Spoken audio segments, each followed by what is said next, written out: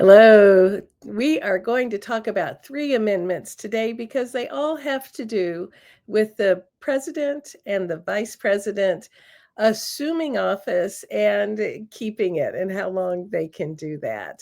Okay, so we're going to talk about amendments 20, 22, and 25. So I know it's all a little mixed up. Um we'll get them all in by the end, but I'm chunking things by topic. So, all right, first is Amendment 20. So, Amendment 20 changed the start date of a president and vice president's office to January 20th. Originally in the Constitution, they did not take office until March the 4th. So there was a time between November when they won the election all the way till March 4th before they assumed office. Now, this worked fine in the 1700s, but in the 20th century, it was totally unnecessary because we had quick transportation and electricity and communication, so things could happen much more quickly. The problem is the reason why they needed to bump it up is because the time when a president has been elected and the time when he takes office, there is this lag time where the current president, the one that is still in office, is called a lame duck. So a lame duck is and I have no idea. Nobody's explained to me why it's a lame duck. But anyway, he's a lame duck. He can't do much. Um, when a president's a lame duck is he's not getting in for another term. And so one of two things may happen. One is if he doesn't have much backing of the Congress, he just is not going to get much done. Congress will shut him down on any ideas that he has. Or if Congress sends some legislation his way and he's pouting, he'll just veto it. So everything in the government just kind of stalls. Or if he has a Congress that is the same party, so the Senate and House of Representatives are of the same party, he might ram through a lot of controversial laws that the voters don't really want. But it's no use getting angry at him because they can't not reelect him, like he's already going out of office, so he can't be punished. So either way, it's not good for the country. You either have a do nothing or bad legislation kind of things that happen. So we shorten the lame duck time with Amendment 20. So here is Amendment 20, which is kind of long. But Article 1 talks about the president assuming Section 1 is they assume the presidency on the 20th day of January, and the former president leaves, their term ends. Section 2 says that Congress needs to meet itself at least once a year, and that needs to be on the third day of January. And the important thing about that is that Congress needs to be busy about their duties, already organized and rolling, in case there's a glitch in the presidency, the transfer of power. President dies, president-elect dies or something. So they need to be in office doing something. So they start their term on January the 3rd. All right. Then Article 3 Section 3 clarifies that if the president elect dies before taking office, the vice president elect will take his place.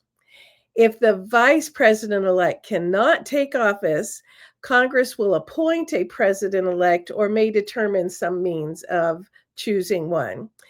If the president elect dies before taking office, then the vice president elect will take office, and the vice president elect can choose a vice president. If the vice president and the president elect in Section 4 They both died before taking office. The House of Representatives may choose the president, and the Senate chooses a vice president. So if the House of Representatives has to choose a new president, the Senate gets to choose a VP. All right. So what we have is there's a transition of power kind of insurance policy. So if a glitch happens, there is a way to transfer power, make sure the country is still running. Now, let's jump to Amendment 22. So this was proposed in 1947 and ratified in 51. So it took a couple of years to get it through the states. All right. And I'm going to read this one because it's not as long. And it says, no person shall be elected to the office of the president more than twice. And no person who has held the office of president or acted as president for more than 2 years of a term to which some other person was elected president shall be elected to the office of president more than once. But this article shall not apply to any person holding the office of president when this article was proposed by Congress, and shall not prevent any person who may be holding the office of president or acting as president during the term within which this article becomes operative from holding the office or acting as a president during the remainder of such terms. In other words, that article wasn't going to apply to whoever was president at the time. That article went into power if they were assuming the office for president that had died or for some reason was incapacitated. So here is the point of that. Okay. All right. So we all know our American history. All right. In American history, our presidents started by George Washington having a tradition of only running for office twice, only serving 2 terms, that is. All right, so George Washington created the norms, the unwritten constitution that implied that presidents would only serve 2 terms. That was it. And then they would sit down because they did not want any looking like they were setting up another monarchy, another authoritarian government, because that's why they fought for their freedom, is they did not want to be ruled by a king or a dictator. So there were a few presidents who tried excuse me, to run for a 3rd term. They did. All right, Ulysses S. Grant wanted to run for a 3rd term in 1880, but he did not win the Republican nomination. Grover Cleveland wanted a 3rd term in 1896, but his party did not back him. Woodrow Wilson also wanted a 3rd term, but in 1920 he didn't get support of his party. Theodore Roosevelt wanted a 3rd term in office, but when it became clear to him that the party was going to nominate William Howard Taft instead of him, he formed the Bull Moose Party, went out, became an independent, and he ran on the Bull Moose Party ticket, and he lost soundly to Taft in the general election in 1912. So then in the 1940s, Franklin Delano Roosevelt had served through the Depression era and done his 2 terms. He had alluded that he wasn't going to try to seek an extra term. And then World War II broke out in Europe, and he was dealing with the country going, oh, we don't want to be in a war and all that. So he felt like he was the president the country needed to keep the nation out of the war. So he ran for a 3rd term. We know he went through and was also elected again after the country did go into World War II and died in office. So he was a popular president. The American population generally really was supportive of him. But Americans and Congress were concerned that another president would come along who had malintent. He had dictatorial ambitions and might try to steal the presidency for a third term, like against the norms. Or, like Franklin Roosevelt did it, and so might set himself up as a dictator. So the Amendment 22 was proposed and ratified in 1951. And it says that no president can be elected more than twice.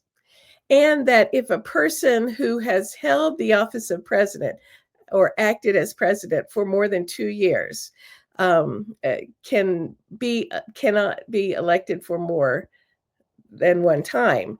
Now, if they have a shorter time than 2 years, they can run for another term. So Harry Truman could have run for a third term because when he took over, when FDR died, it was a shorter period of time. He didn't serve 2 years of FDR's term, but he did not win the party's nomination. Lyndon Baines Johnson, who became president when John F. Kennedy was assassinated, could also have run for a third term in 1968. But he performed so poorly in the primaries that he just dropped out of the race. All right, now let's talk about Amendment 25. All right, this has a long, bulky one here. All right, and covers several different important topics. So Amendment 25, clarifies what happens when the president dies in office. America's experienced the death of a president a few times. Article 2 and Section 1 in the original Constitution section provided for the vice president to assume office if the president dies. However, it did not totally make clear the process of, it's like, this is what's going to happen. So a messy story gives an illustration about that. So let's take a look at John Tyler. Okay, this is John Tyler's story. So early in the 1800s, President Benjamin Harrison died in office.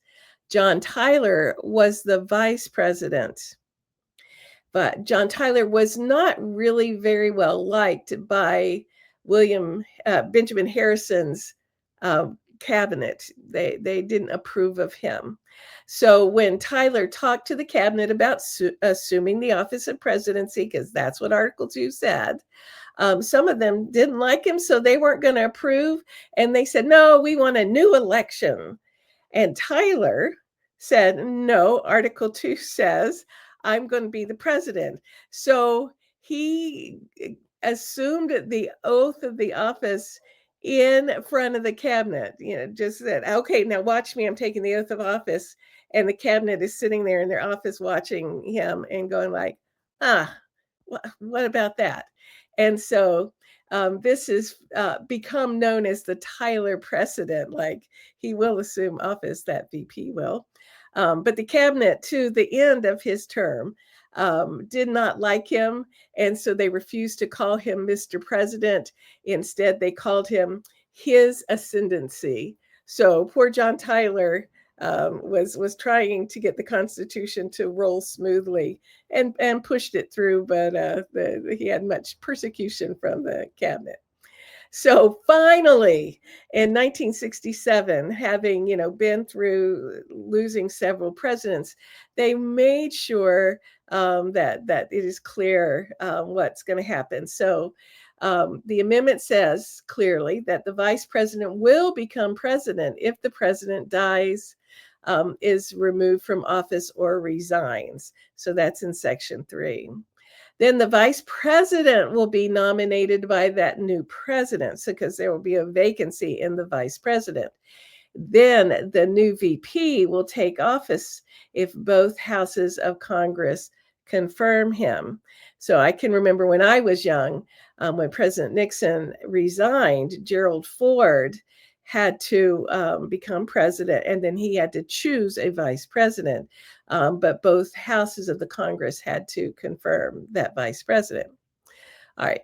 Section 3 also clarifies that if the president is incapacitated for some reason, like anesthesia for an operation, during that time period specified, the vice president will discharge the president's duties, and the president will inform the president pro tempore of the Senate and the Speaker of the House that this is going to happen. So I'm having surgery on this day.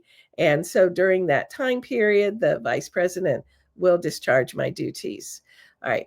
Section 4 says that if the president is incapacitated but not able to create that transfer of power, like Section 3 describes, the majority of the cabinet can make that decision for him. All right, and this amendment also allows for an independent commission to make this determination if the cabinet is not able to fulfill that duty for some reason.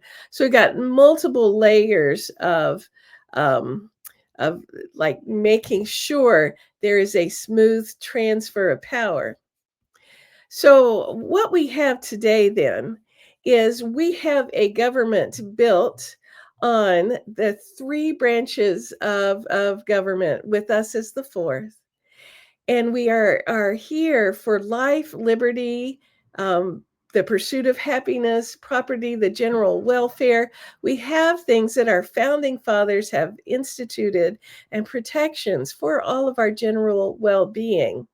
And now we have very clearly transfers of power, even all the way down to, what if our president became senile in office or so consumed with mental illness that he couldn't function. We can even have the cabinet step in at that point. So we are well covered by the Constitution. Our Constitution is what looks out for us. We look out for our own well-being and the Constitution by using our voices whenever things get off rhythm, because that's our job as we the people. We have our First Amendment rights. We have our rights to peaceful assembly to address any grievances. And so it is our duty to stay on our duty and speak where we need to speak, and gather where we need to gather, and use our freedom of the press whenever we need to do that in order to protect the general welfare and our liberties as American citizens.